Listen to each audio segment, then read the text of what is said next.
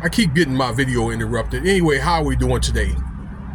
So today's video is going to be about the port closures, okay, that's been going on while everybody's been worried about Diddy.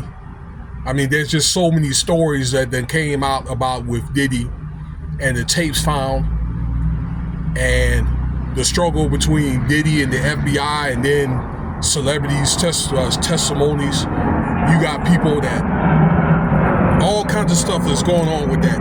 You got CEOs that done stepped down. Okay, you got couples that are divorcing. Okay, you got people that's got bounties on their heads because the fear of telling too much about P. Diddy. Okay, not saying that he put the bounties on their heads or whatever, but you know, it's getting to a point to where people are afraid to talk because I don't think they really know what this man could do. You know, this man is dangerous. All right. Again, this is not the video for that, but what I want to talk about is these port closures, because they're really not talking about this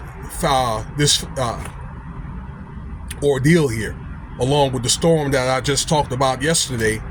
And just so you know, there's another storm that's in the Gulf right now that is on the way to Central Florida, and there's talk about it's going to be a Cat 5 storm, and that's a video probably for another time that I'll probably do later. So what's going on with the ports is October 1st, the ports closed for 2 days, and then many of the companies worked out a deal with many of the workers for a tentative type of agreement. Okay.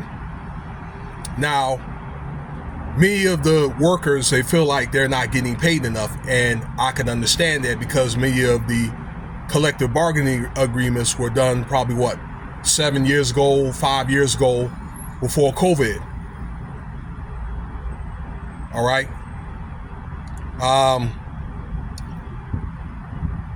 During that time, or before 2020. Since then, well, over the last few years, many amenities have went up.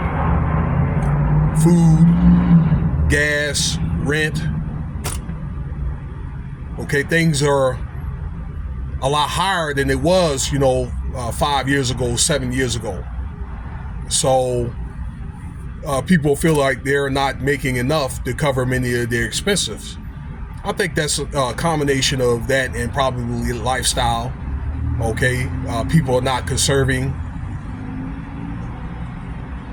So anyway, as a result, many people of the workers wanted a 70% raise. A tentative deal of like 60% has been worked out until January 15th, to my understanding, looking at the reports and all that. Okay. Another thing that I discovered was many of your retailers, say like Walmart, Target, many of your local grocery stores has bought an excess, okay, of supplies, probably enough for like 3 or 4 months. Why? Because I think that when I say they, the retailers had predicted this, okay, that they knew about it before it was announced, okay, about these port closures. So a tentative agreement has been made, so the workers will get paid more, but I believe that 1 or 2 factors are going to be made, not right now, but give it probably about, 6 months. You're going to see the difference. I think everything is going to go up. All right, because naturally things will have to go up to pay these employees. I think many of these corporations that run the ports, they have decisions to make. Either they can pay these employees, or they're probably going to stick these AI machines on these ports to do the work or replace employees, okay? So they don't have to worry about paying employees altogether.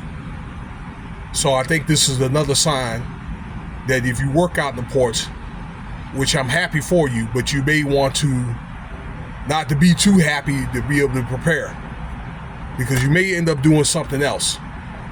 You know, we don't want that to happen, because, you know, I know you guys got families to provide for. You got to do what you got to do.